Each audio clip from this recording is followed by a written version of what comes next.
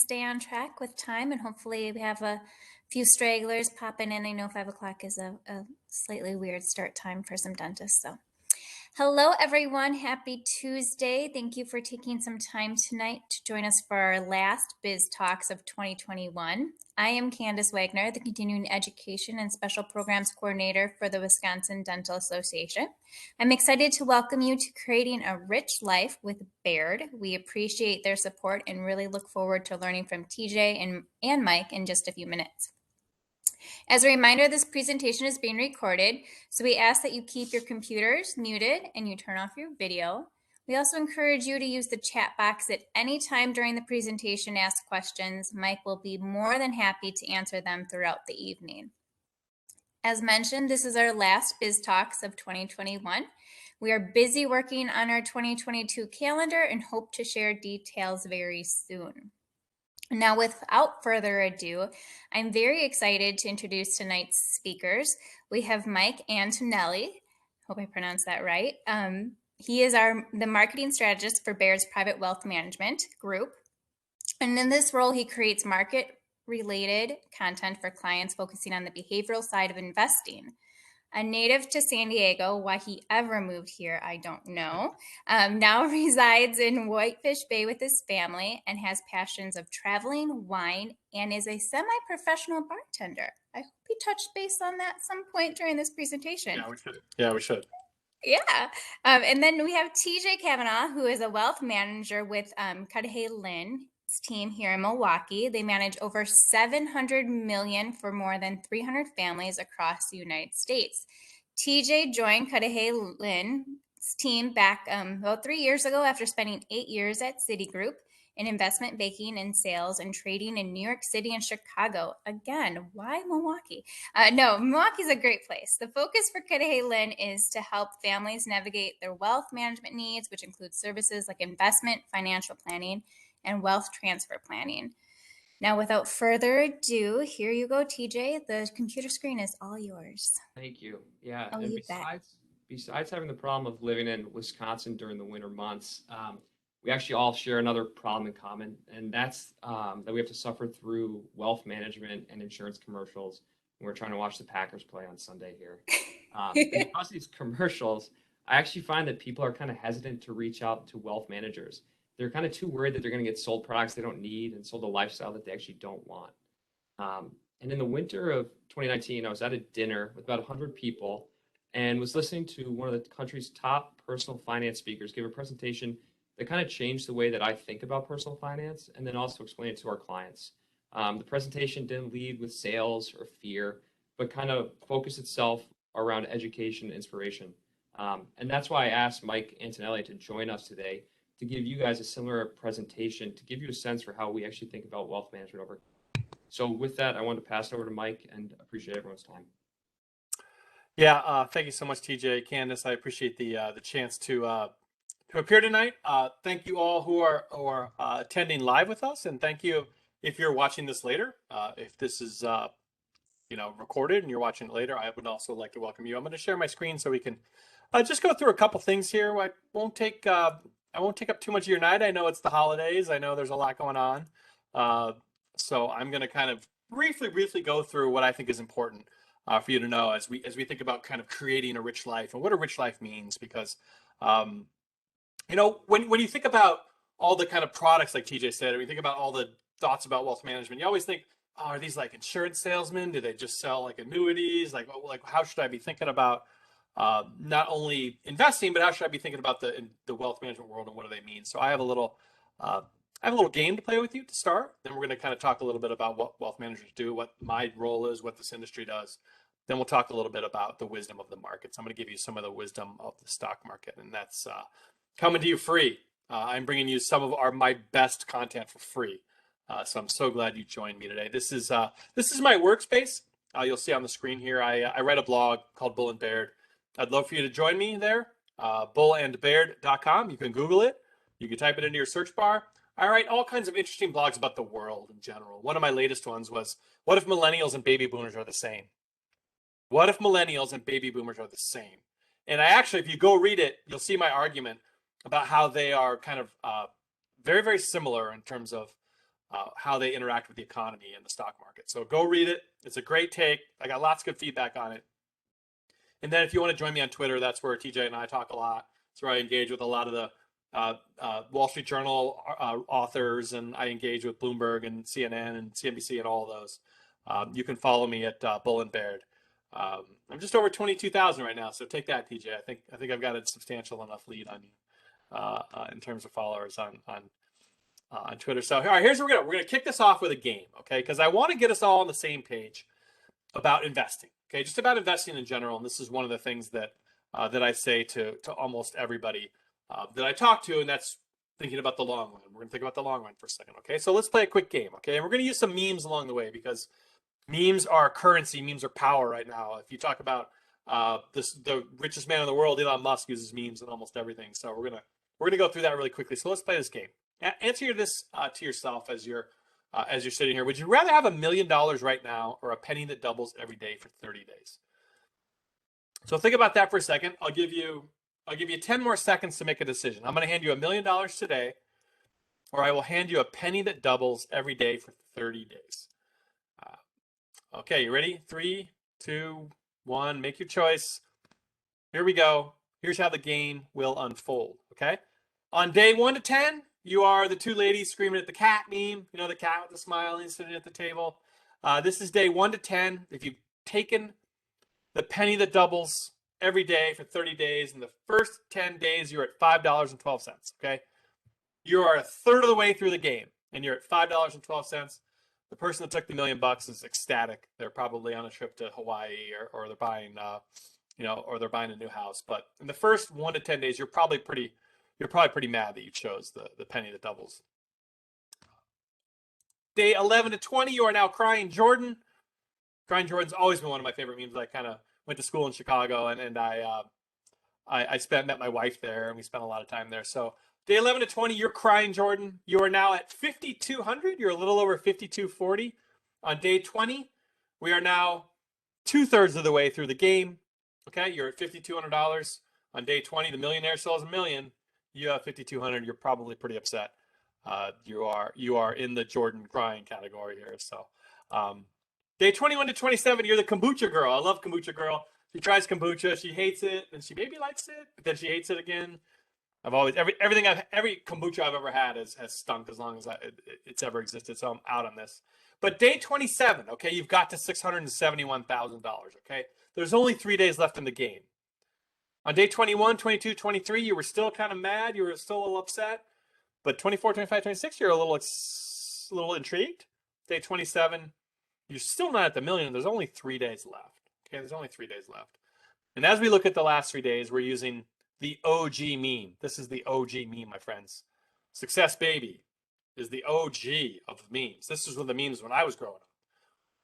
Day 28, 29, and 30, you have reached $5.3 million. Okay. But what do you notice about the penny game? What do you notice about going along and thinking about having the million in your pocket or the penny that doubles? You'll notice that nothing really happens for the person where the penny's double until the very end, till the very, very end. 28, 29, 30 is when what's called compounding really kicks in for you, compounding. And Veridoe, who is a 19th century physiologist, said that we underestimate long periods of time when we overestimate short periods of time. One of the biggest problems that people have in life is that for thousands and thousands and thousands of years, humanity has lived in kind of an instant gratification world. Okay, that's how we survived as a species. If you're cold, you warm yourself up. If you're hungry, you eat. You need instant gratification. That's how the species adapted and evolved over the course of thousands and thousands of years. But in this sense, in this current version of the world, your version of the world, you are asked to occupy a delayed gratification world. We want you to save a bunch of money in the hopes that it's something someday out in the future. And that is hard for people to grasp because it's hard for them to understand that the big stuff happens at the end. Okay, the big gains happen at the end. And that's how it will be for you and me and TJ and everybody who's an investor. It takes a long, long time for that compounding to work. And if you interrupt it and just stop investing or get out of the market because you're scared about an election or you're scared about inflation or you're scared of something you had in the news like COVID, if you interrupt it, you interrupt the game. And imagine on day 14, something happens and you're like, I'm out of this game. You're going to miss all that compounding at the end. The reason I show you this game, and I show this to our younger investors, and I show it to our kind of, investors in their 40s and 50s, is that as you go through your life, don't stop compounding. Don't stop your compounding because you're scared of something. Because you will not be success, baby. You will not get these gains. The bulk of Warren Buffett's wealth happened after his 60th birthday. The bulk of it happened as he got older in his life. So you need to remember the penny game when you're thinking about your investing process. Now let's talk a little bit about wealth management. TJ, we said, was a wealth manager. I work in the wealth management division. I am a market strategist. I started as an equity trader, and I kind of moved into the market strategy role for Baird. A lot of people don't understand what wealth managers do. They really don't, right? They really can't grasp what a wealth manager. They think they're just stock pickers or insurance salesmen, or that they just kind of help people move money around. Certainly they do all of those things. They help people plan. They help people invest. They help people efficiently pay their taxes and give to charities. Jim Carrey, I thought this was a great quote from Jim Carrey. He said, I think everybody should get rich and famous and do everything they've ever dreamed of so they can see that it's not the answer. And that's really, really true. That's really true. Being rich and famous is not the answer. It might make things easier, but it's not going to bring you happiness and contentment. We'll talk about that in a second. Let me tell you what wealth managers actually really do deep, deep down. Okay, so I'm from Oregon. Actually, I was born in California. I moved to Oregon. We spent a lot of time as kids in Oregon before I moved to the Midwest for college and business school and to work for Baird. But there's a place in Oregon called Black Butte. It's in kind of the central part of Oregon, outside of Bend, Oregon. It's gorgeous. It's spectacular. It's a little plot of homes with some golf courses and just giant peaks in the background. And it's just pine trees and the smell of pine cones and bike riding and horseback riding and all these things. And it is my happiest place in the world. I in my life, I've never been happier than I was as a kid going to this place. And, I want part of the later part of my life to be a home in Black Butte. I want that. Okay. I want to share this space and this scenery and these activities with my family and my friends and my loved ones. I want that to be kind of my legacy to the world, to my family. And really, when you think about wealth managers and what they really do, they're trying to help people find their legacy and obtain it and reach it. What is it you really want out of life? It's not just more money, because we know that, eventually more money is never enough. We'll talk about that in a second. They're trying to help people discover their legacy and pass that legacy on. For me, it's Black Butte. Now, I don't know what the taxes are like owning a home in Oregon. I don't know how much I need to save to have a home in Oregon. What is it like to own 2 homes? How can I both pay for college, which I have coming up, and save for this later in life? How can I efficiently pay my taxes and give to charities to reduce my tax liability? They're not just insurance salesmen. They don't just help people pick stocks. If you want your legacy to be your family, or to be a business, or to be a nonprofit, if you want your legacy to be a home somewhere that your family can share, that's what wealth managers do. They try to take all of that off your shoulders so that you can do your job, and they can help you reach that goal. Because those goals are really why we're here, right? If I don't have a goal for my money, I'm just gonna be in and out of the market. I'll have no purpose for it. So as I think about what the main role of a wealth manager is, it's not just to pick stocks or sell you insurance. I have nothing to sell you at all today. Okay, I'm not selling you a thing. I'm just trying to give you the wisdom of the world as it pertains to both wealth management and the markets. I'm not selling you a single thing other than trying to help you think about the right way to consider money, wealth managers. There's also something else that people really struggle with, and that's happiness versus contentment. When I think about living a rich life, I think about what's called funded contentment. Funded contentment is a term my friend Brian Portnoy came up in the book, Geometry of Wealth. It's a fantastic book. I have another book recommendation for you at the end, but that's a fantastic book. He talks about funded contentment, which is the notion that you have enough. Whatever it is in life that's your enough, you find that and you stick there. Let me just kind of put that in another easy to understand way. At one point in your life, okay, you wished for everything you have today. Everything you had today, you've wished for it, and here you are. But I bet you wish for more where you currently sit right now. I know I do. TJ probably does. Candace probably does. But at one point in your life, everything you have today you wished for. And that's called a treadmill. What's called a hedonic treadmill. You reach a point, you ratchet up your expectations. You hit that point and you ratchet up your expectations. It never ends. It never ends.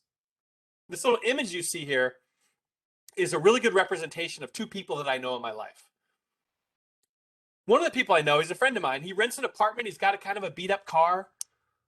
He probably makes, less than $100,000 a year, but he's one of the happiest people I know. He really is. I also know somebody else who's got a really high, powerful, high-paying job. He's got a big house and a fancy car. They go on vacations all the time, and he's miserable. He's absolutely miserable. He's got everything that my other friend doesn't have, and he's miserable. It's because one of these people is seeking contentment, and the other is seeking happiness. If you ever watch Mad Men, which is one of my favorite shows, Don Draper on Mad Men said, happiness is that feeling you get right before you need more happiness. And that's the same thing with money and investing. If every time you reach a level you need more, it never ends. I know people that make $100,000 a year that only need 75 to live, and they are as happy as anybody I've ever met. And I know people that make $500,000 a year and need 600 or 700 to live, and they are miserable. Happiness versus contentment is something you really, really need to consider. It's something that wealth managers try to talk to their clients about, something I try to talk to my clients about across the country for Bear. What you're seeking in life is going to be very, very hard to find with more money. In fact, when we get to the end of our lives, all we ever want is just more time, right? When you hit the last moment of your life, you're just going to want more time, not more money. And if you can recognize that now, that's a powerful insight. All of a sudden, that treadmill of houses and cars and clothes and expenses, you can get off of it. And you can really, really try to deep dive into what your legacy is to the world. Is it a family? Is it a home in Black Butte? Is it a business? Is it giving? Whatever that is, if you're having trouble defining it and reaching it, there's a lot of great wealth managers at Baird you could talk to, right? But I want you to understand that there's a difference between happiness and contentment. Just because you get more doesn't mean it will make you content. That's very important. So another thing that wealth managers do is they help their clients with the stock market. They help their clients with the stock market. And I'm going to give you like a 5-6 minute talk about how I view the stock market. Okay. There's something called evidence-based investing. Evidence-based investing is this notion that we can look at the history of the market. We can look at the history of any moment in time, and we can look at essentially what somebody's odds to succeed were. What were somebody's odds to succeed at being an investor? That's what's called evidence-based investing. I can't predict the future, okay? No wealth manager can. Nobody on the planet knows where the stock market's going. Nobody. Not only do they not know where the stock market's going, you don't know how other people are viewing the stock market. So even if you had all the information in the world, it would probably be really difficult to make money off that. If I told you everything that was going to happen next year to the letter, I bet you would have trouble making money off that. I really do. Because you don't know how fast people are going to change their minds about what happened. Think about the COVID crash.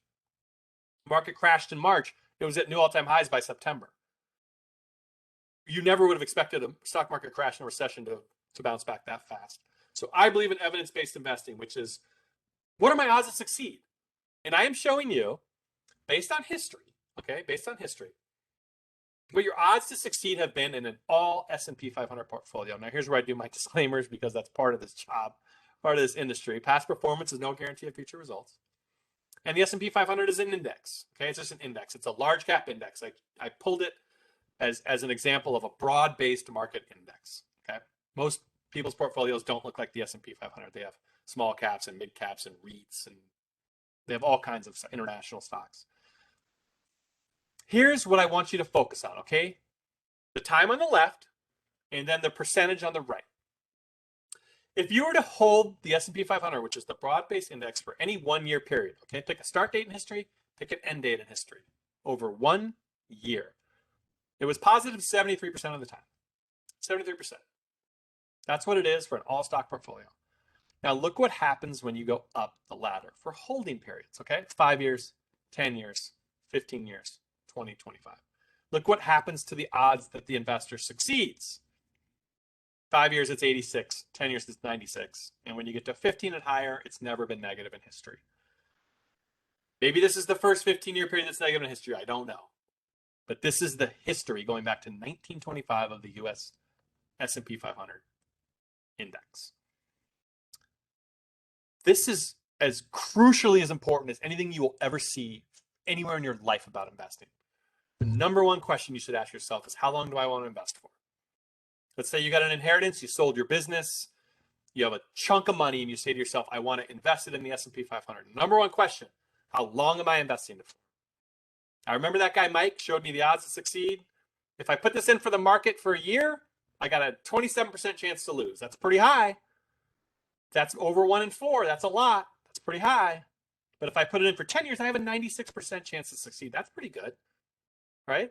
96 is pretty high. If I leave it in for 15 or more, historically, I've succeeded every time over that time frame. But you can't stop it. You can't pull it out and put it back in and pull it out and put it back in. Remember the penny game, okay? Time frames are everything. Just because I can't predict the future doesn't mean I'm not going to do well in the stock market or our clients. We will remind them of time frames, their odds to succeed. And this is for an all stock portfolio. If I changed it to a half stock, half bond, which I have right here, conveniently, if you add bonds to it, your success rate goes up. Why is that? Well, bonds are stable. Bonds are more stable. They have less volatility than stocks, obviously. They can still lose money. Stocks can lose money. Bonds can lose money. But bonds add some stability to your portfolio. Equities are highly volatile. Bonds add some stability. So look what happens when you go 50% the S&P 500, 50% bonds. 1 year odds to succeed, get a little bit better, 78, but now your 5 year goes to 94. And then 10 year and up goes to 100. Look, if we go backwards again, remember the 5 year for all stocks was 86. So if you add half bonds, you take it up to 94. This is at the root of how I think about the stock market. This is at the root of how the smartest people think about the stock market. Okay, I'm giving you not only the best stuff, but I'm going to give you market wisdom in a second that kind of amplifies this. Okay. This is how you think about the stock market. What are my odds to succeed? How do I put those in my favor? How do I put that in my favor? I've just shown you the literal answer. I've shown you the answer. Congratulations. I just gave you the answer how to be a better investor. You got it for free. Everything is time frames. You need to think about putting the odds of success the most in your favor. You can't do it if you're bouncing it out of the market. You just cannot do it, okay? 3 pieces of market wisdom for you, okay? 3 pieces. Number 1, you don't need to make incredible buy and sell decisions to do well in the market. You just need to not blow it over long time frames. I just showed you that. I just showed it to you. You saw all the data. There's no cleaner way to explain to you how the stock market works. You don't need to make incredible buy and sell. You don't need to buy at the low. You don't need to sell at the high. You just need to not blow it over long time frames. What does that mean? That means, great returns on the stock market for a couple of years is nice, but it does not beat average over long periods of time because of compounding. That means you need to do whatever you can in your power to just ignore your equity. Just ignore your stock market. Don't listen to the news. Stop worrying so much about it because of something your buddy at the club said or something you read or saw in the news. This piece of wisdom will help you reach your goals. You cannot blow it over long time frames. You cannot. Blowing it would be selling it all in March of last year. We have so many advisors that kept their clients from blowing it in March of last year. Think about every fee they'll ever pay from now is paid for by helping them not blow it in March of 2020 when the stock market crashed. All their fees are paid for forever because they kept them from that catastrophic mistake. Stock market was at an new all-time high in September of last year. Market wisdom number 2, where you are in your life cycle is more important than where the market is in its cycle. How old are you? I'm 48. Remember I showed you those numbers. I'm 48. Am I going to live 20 more years? That's to 68. God, I hope so. I eat a lot of Culvers though, so it's possible I may not make 68. But God, I hope I live 20 more years. Isn't that more important than where the market is? I have at least 20 more years to get to 68. If I make 78, that's 30 more years. I need to A, not blow it over long time frames, and B, those numbers showed me that any 15-year period and up, stocks have never been negative. That's pretty good chance of success for me. But I need to not blow it. If you're older, if you're in your 60s, if you're in your 70s, it's a different story. You need to think about how long you might live and then think about adding bonds to that portfolio. That asset allocation is one of the things wealth managers do. They help balance that. It's really hard to do on your own. People fail at it constantly. Individual investors on their own tend to fail dramatically more than people that just use a wealth manager to kind of keep them on track. That behavioral coaching is just so enormous.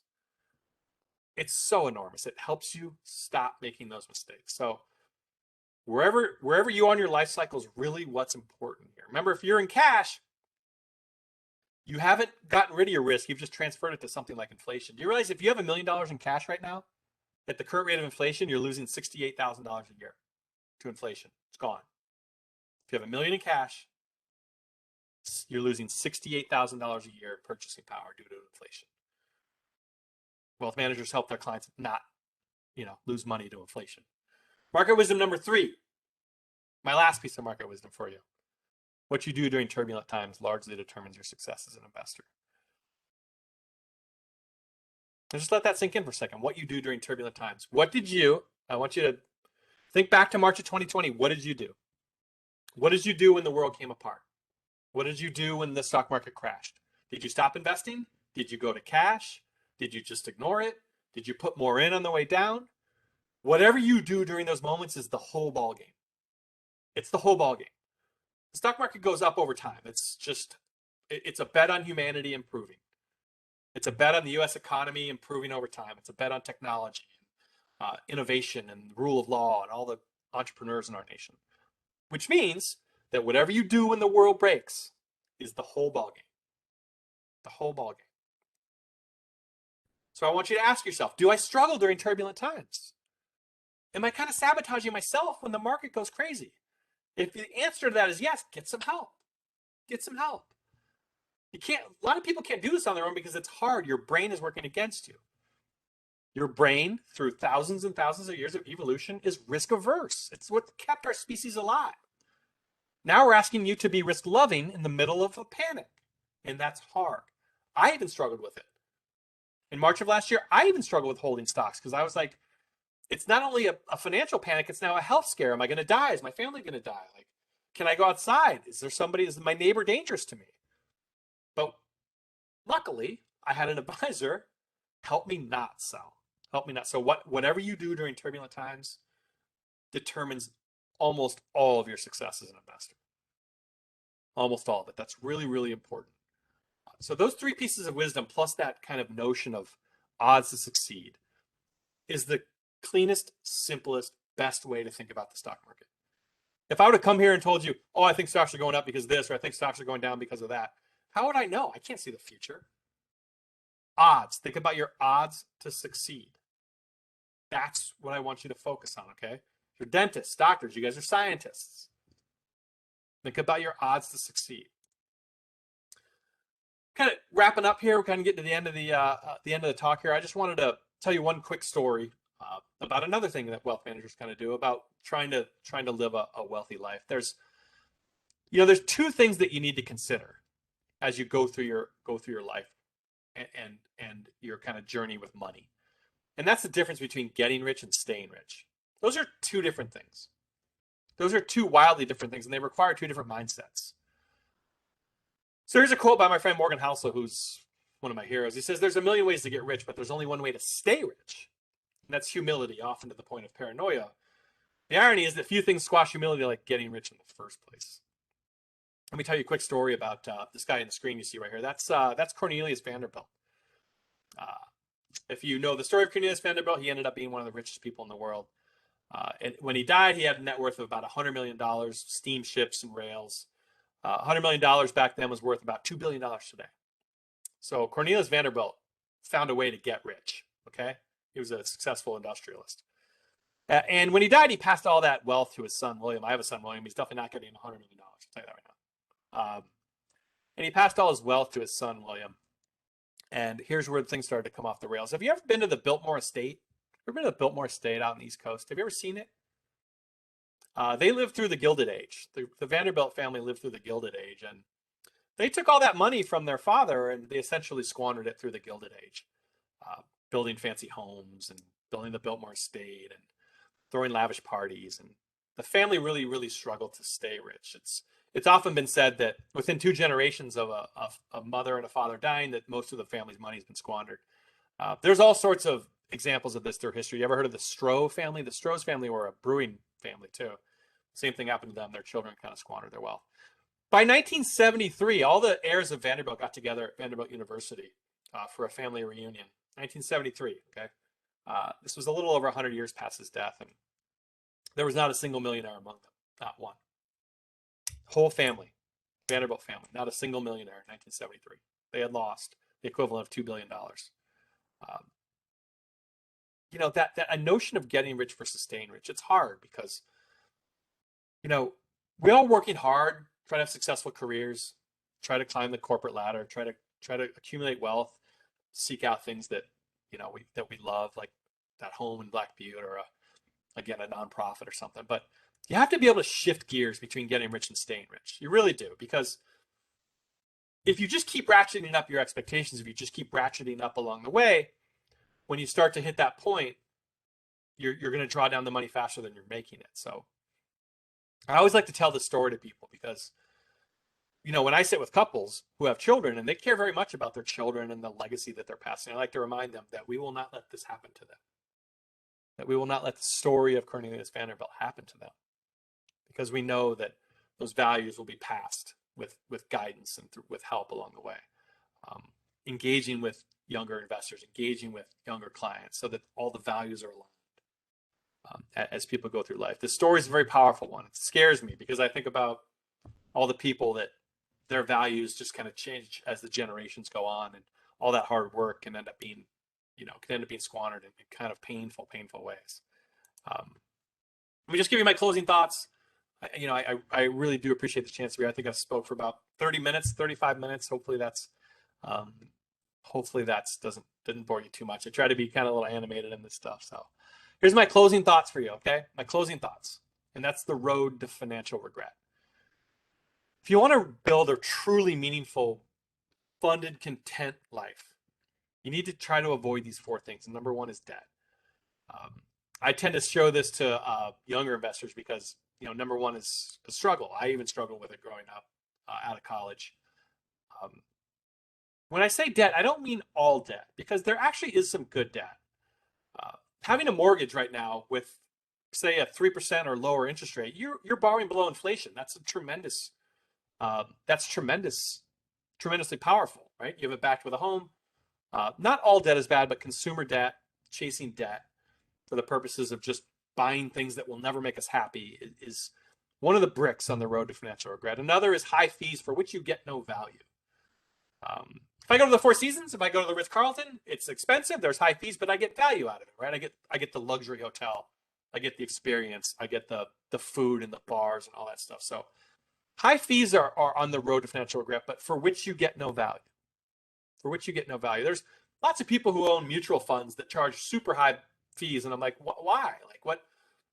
We can put you in investments that are smarter than this, that are cheaper, right? The higher the fees in your investments, the more it's going to draw on you, the more it's going to take from your future returns. I often do 401k reviews with people, and they'll show me what they're invested in. They're invested in 3 different large cap funds. And I'm like, these 3 large cap funds, not only do they do the same thing, they're all the most expensive large cap funds you have. Why are you in these? And they don't know. I just picked this name. High fees for which you get no value. Make sure you're getting value for paying those fees. I argue that an advisor gives incredible value. Incredible value. If they just help you avoid March of 2020, they give you infinite value. Number 3 is impatience. I've already hammered that into you, hopefully, between the penny game, between my odds to succeed, between my market wisdom to you. Impatience will lead you down the road to financial regret. You cannot think that all those gains are going to happen instantly. You can't. I know your brain wants to, though. I know your brain has always lived in an instant gratification world, and now we're asking you to live in a delayed gratification world. But impatience is a disaster for investors. And then number 4, something admittedly I struggle with, is trying to impress other people, right? And you could go into this with debt, right? Trying to impress other people with a credit card and buying nice things and cars about people that really don't care about you. My friend Morgan Housel, again, he tells the story of when he was a valet at a really nice hotel in Denver, and people would pull up in these $300,000-$400,000 cars, and nobody would care who got out of the car. They just wanted to look at the car. They could care less who owned it. They had no interest in whoever stepped out of the car. They just wanted to see the cool car. Trying to impress other people is a really quick way to go broke. And I have one more kind of closing thought for you too, and that is, when it boils down to it, I want you to be an optimist about not only investing, but life in general, because I have met lots of pessimists in my life. I've met lots of them, especially in the investing world. Pessimists are everywhere. And I will tell you this right now, being a pessimist is an optimal way to go broke. An optimal way to go broke. Stop sitting there and asking what can go wrong and start asking, hey, what can go right? All the best investors I've ever met, VCs, private equity, a hedge fund, pension fund, they all ask the question, what can go right instead of what can go wrong? The people with vision about the future ask, what can go right? So I don't want you to be a pessimist. Don't go through life as a pessimist. This is not the worst time in history. This is just history. Right now is no worse than it was in the early 1900s when the Spanish flu ravaged the world and the Halifax explosion killed 2,000 people off Canada, and World War I racked the globe, and the Cuban Missile Crisis where people thought they were going to die in a nuclear war. It's not worse now. We are just living through history. That's it. Be an optimist, because optimists make money. Optimists about life. Optimists about the market. Again, stocks are just a bet on the advancement of humanity. Who would want to bet against that? I also don't know anybody that's ever got rich betting against the United States of America. I don't know a single person. Not one. Okay? This is a great country, great companies, great stock markets. We have our ups and downs. The world will break all the time. Okay? Remember, the world will break. It will break again. I promise you, within the next few years, the world will break again. Just assume the world's going to break every decade. Okay? Just every 10 years, the world breaks. I think you could probably assume that's true because you've lived through how many countless things. And remember, I will end on this. Every single sell-off in the past, okay? Every single sell-off in the past, all the way back to the start of the stock market, has been viewed as an opportunity. And every sell-off in the future is viewed as a risk. If we can square those two, every sell-off in the past has been an opportunity. All of them back to the start of the stock market. But for some reason, we think every sell-off in the future is a risk. If you remember anything from this talk, it's to be an optimist. Think about your odds to succeed, how you can put those the most in your favor. And then there's two things I think that you can immediately improve your life with. And I'll end on those. I have two things that are guaranteed to improve your life. Are you ready? Two things. And when you say guaranteed in my industry, you tend to go to jail. So I'm really risking myself here, okay? There's two things that can improve your life immediately. Number one is just walk more. Just walk more. Take more walks. It's just physiologically, the things that happen to your body when you walk are just incredible. You guys are doctors, you know this. Number two, stop watching the news. Watch less news, okay? Walk more, watch less news. I promise you, your life will immediately improve. 2022, those are two of my top goals. Walk more, watch less news. So thank you so much for having me today. Thank you, TJ, Candace, everybody that joined and everybody who's watching later. I hope you enjoyed this. I hope you have a good rest of the holiday season. I hope you have a prosperous 2022. And join me on my blog. Join me on social media. I tend to be an animated guy. I'm trying to be anything but boring when it comes in the finance world. And if you need anything else, feel free to reach out to me or to TJ. So thank you. Thanks, Mike. TJ, do we have any questions? Let's open up the floor. I know we were throwing a lot about the stock market and investing. My husband and I heard a few things. We're like, ooh, maybe we should do that. Definitely walking more, watching less news. Walk more, watch less news. I mean, those are immediate improvements. Immediate. We've got, what are your two book recommendations? Okay, so this is number one. Everybody should read this book, okay? Literally everybody on this call should read this book, okay? Write this down. It's called The Psychology of Money by Morgan Housel. I'm sure TJ has this book. There it is. This is the single best book I've read on investing ever, okay? Ever. I would recommend everybody down to a 15-year-old read this book. And if you don't like it, I'll give you a money-back guarantee, okay? This book is amazing. He tells so many great stories in here. You will learn so much about this. Buy this book today. And the other one is Geometry of Wealth by Brian Portnoy. Brian Portnoy is a colleague of mine. It's a lot about just trying to find contentment in life. It's a lot about how should you think about the intersection of money and happiness. He's a behavioral finance PhD. He's an absolute genius. It's called The Geometry of Wealth by Brian Portnoy. Those two books are incredible. And if you're looking for a good podcast, now I listen to podcasts relentlessly every day. There's one called Animal Spirits by two guys named Michael Batnick and Ben Carlson. They kind of do a 45-minute podcast once a week on the markets, and it's a little more technical. They'll talk about things like crypto and inflation and the stock market. If you want to get a little deeper into those weeds, listen to Animal Spirits podcast. And if you're looking for a good blog, Morgan Housel has a great blog. Just Google Morgan Housel blog. Or you can also go to my friend Ben Carlson has a blog also called A Wealth of Common Sense. That's really good. So those are great recommendations. Those are some things that I consume every single day. I know TJ does too. You will be such a smarter investor if you consume all of those. I can't even tell you how much smarter you'll be. You'll be some of the smartest in the world.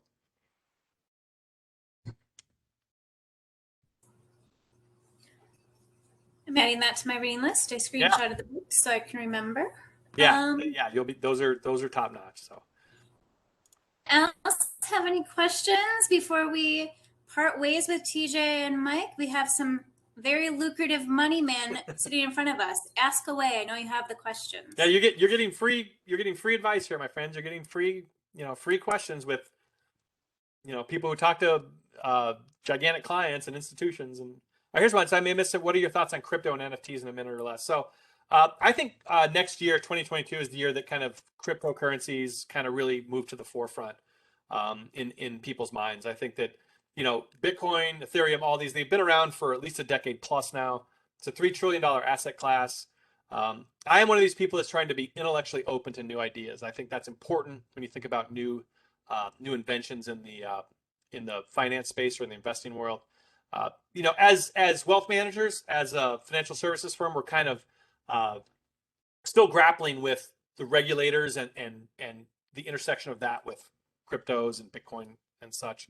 So we're still kind of waiting for guidance from our regulators. We can't really interact with our clients that much on it because it's unregulated. There's no, the amount of securities that are offered. The amount of security that's offered to investors is almost zero.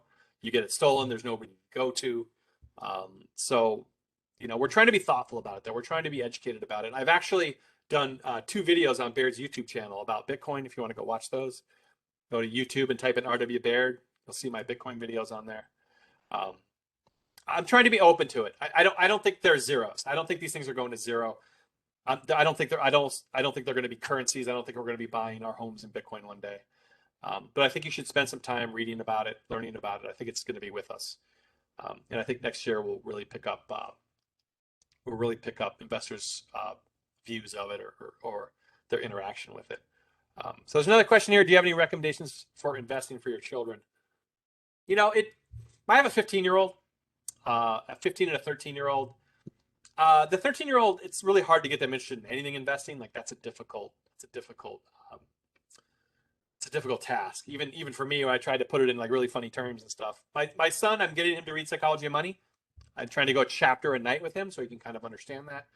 But I also think a good way to get people interested in investing is to just open a small Robinhood account and put $100 in there and just get them used to like buying a share of Apple. What does that mean? What does it mean when I buy a share of Apple? What does it mean when I buy a share of Disney? What do I own? Like, what does that mean? I think, you can do that with $500. You can do that with $300, whatever the number is.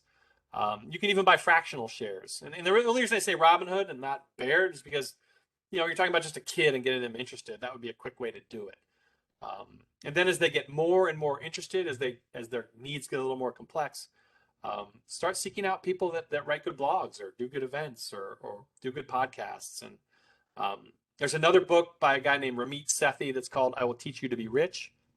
That's also another really good book that you might be able to not only read for yourself, but hand to kids. He kind of talks about listen, if you really like clothes, then just go all in on clothes. Just, if that's what moves your needle, then just buy nice clothes, but then buy cheaper homes and cheaper cars and go on cheaper vacations. He's all about this, like, if there's something you really love to do, do it.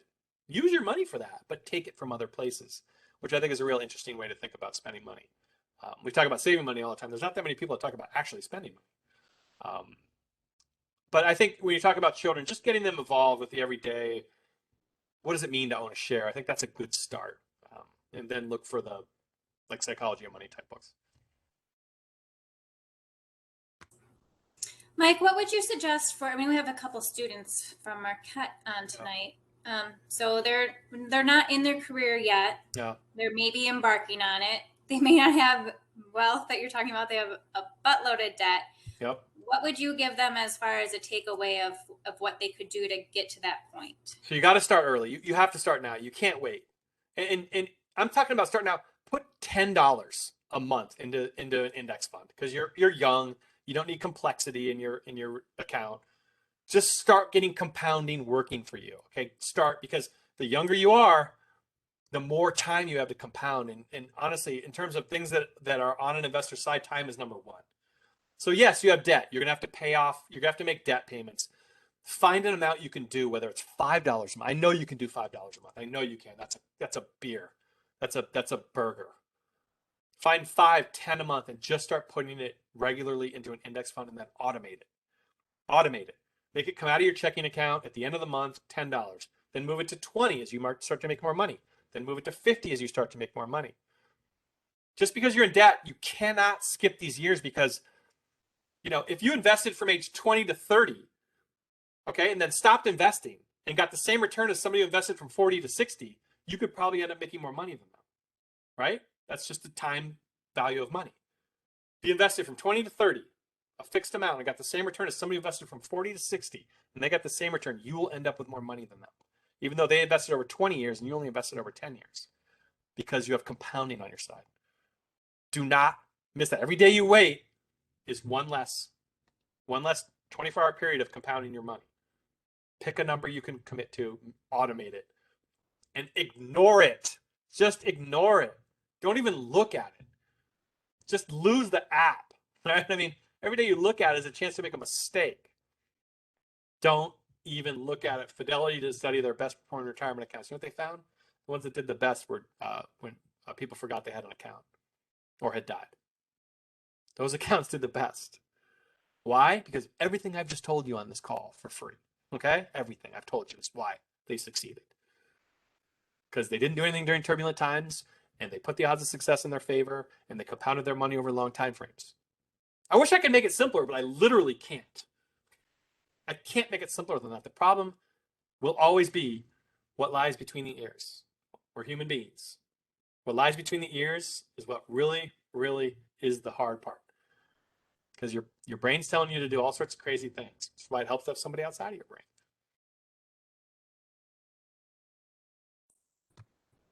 Okay, if you guys have any other questions, you can email me.